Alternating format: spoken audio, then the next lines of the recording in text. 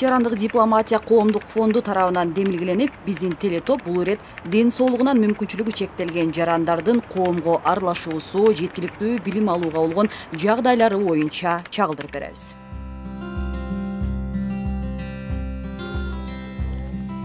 50 жаштагы бул каарманыбыз ден соолугунан майыптыгы бар үчүн буга чейин коомго аралаша алган эмес. Эл эмне дейт деген чочулоо менен апасы тең туштары менен достоштургандан дагы карманып келген. Бүгүн береке улгайган жана мүмкүнчүлүгү чектелгендердин күндүзгү борборуна барып, алгачкы жолу бий билеп, колуна калем кармады. Баягы болбосо бул кыз өзү басып, өзү неметкен кыз экен. Анан мен мына жерге жетекчи болуп келгенден бери 6 жылдан бери эженин үйүнө күнүгө барам да. Күнүгө жолукканда айтканда эже ушул кызды мен үйдөн алып чыкканда менин ишимин ийгилиги деп элестеттим эле десе. Анан бул кызыбыз бүгүн биринчи жолу ушу күндүзгү борборго келди. Мен ушу 6 жылдык ишимин ийгилиги деп белгилейм ушул кызды. Каарманыбыз экинчи топтогу майып. Бир буту, бир колу жакшы кыймылга келбейт. Бирок акылы тетик, эске тутуусу жакшы. Билим алууга да баш оту менен киришип кеткенин апасы сүйүнүп айтып отурат. Күндүзгү борборго 3-4 жолу барганда эле сөз курап, жазууга жарап калды. Өзүнүн атын жазышты үйрөнүп алган экен. Мен деле ойлоп аптым. Эч ручка калам берип ушун жазып оку дегенге мен да иштеп да ойлоп аптым. Жаза берсе жазып үйрөнөт. Алма экен. Анан кече неме жаздырса эле майраш деп өзүнүн атын А деп Р деп айтып жазып атат. Бул ручка тетрадь берип, анан 2 күндөн бери үйүбүздө мыйман болгонундан үйгө барып айттым, ойлондум өзүмчө. Тетрадь берейин, жазып үйргөн балам. Ама эсептешти билет эле. Ушу кичинесин эликке чейин эсептейт эле. Анан неме ушуга окшогон балдарды мага окшоп эле үйдө алып отура бербестен, эки жакка алып чыгып элге кошсо кыйла жакшы экен. Сүйүнүп деле атат өзү кечеден бери эле. Ошол кызга атайын даска сатып, бардыгын сатып, соцпедагог бар да. Мугалим болгон, 40 жыл мугалим болуп иштеген эжекебиз бар. Анан аркан Өмүрзакова эжекебиз ошол коштоп ошол окутат.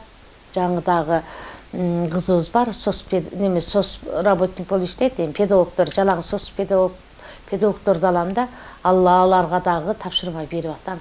Өзүмдүн пикир көзөмөлүмдө болот ошол кыз. Береке күндүзгү борбору кайрымдуулук иш-чараларында бат-баттан өткөрүүгө аракет жасайт. Себеби өздөрүн башкалардан кемтик сезген жарандарга дем берип, көңүлүн көтөрүп туруу зарыл дешет уюштуруучулар.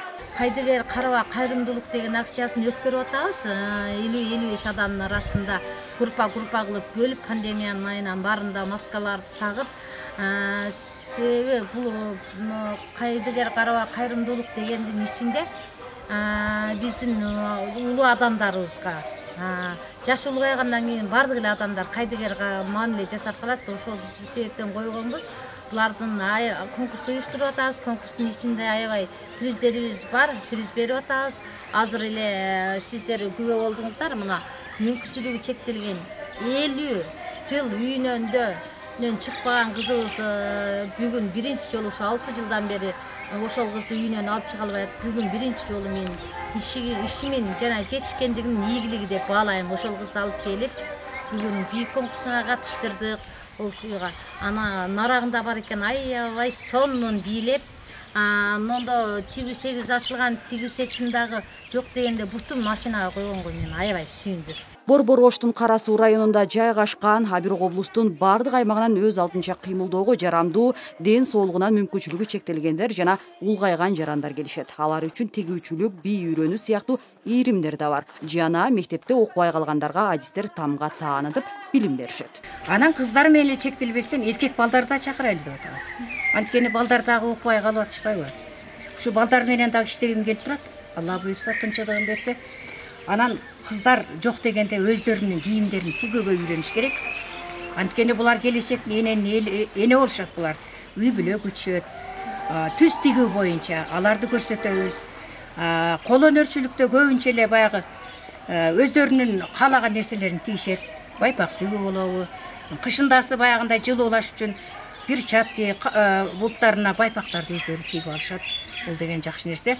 Өткөн жылы карантин убагында күндүзгү борбор онлайн иштеп жатты. Баары үйдө отуруп калган учурда кайрылгандардын саны 2 эсе көп болгон. Айрыкча жашы улгайгандар келин балдары менен пикир келишпестикке барышып, психологдордун жардамына муктаждык күч болгону байкалды. Фатима деген эже чалды. Звонок кылып коңгурош чалды. Алсам, кандайсың дейт, жакшы деп сүйлөшүп отурсак, мен дейт, үй бүлөдө дейт, азыр карантиндебиз, бардыгыбыз неберелерибиз менен отурабыз. Карантинде мен абдан кыйналдым дейт. Себеби менин бутум ооруйт. Ошол боюнча неберелердин ызылдаганын мага кандай десем, мага тынчтык керек дейт. Мен эмне кылам, мен эмне кылышым керек деп ошол жөнүндө мага чалып айтты. Ошолунда мен айттым, сиз эмне кыласыз?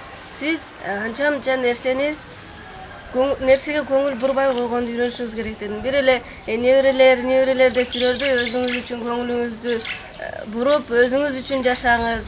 Жана башка ушул окшогон нерселерди айтып, эме алсам, кийин дагы чалды. Рахмат дейт, сенин айтканың мага жардам берди дейт. Бир эле өзүм эмес, неберелерди эмес, өзүм ойлоп, өзүм жөнүндө жашашым керек экен деп ойлоп калдым деп мага кийин рахматын айтып чалды.